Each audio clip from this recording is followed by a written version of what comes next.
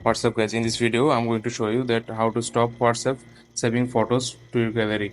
So let's jump into the video without any further ado. What you need to do first is go to your WhatsApp.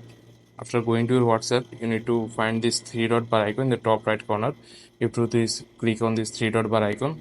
After clicking on this, you need to click on settings.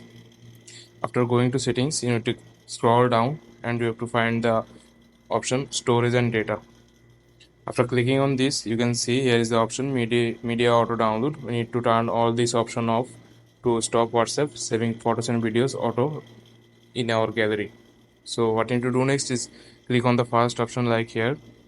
After clicking on this, you have to uncheck all the boxes here like this. After doing that, you have to hit OK. You have to do same to the next option and this option. After doing so, you have to click on OK. Then you are ready to go.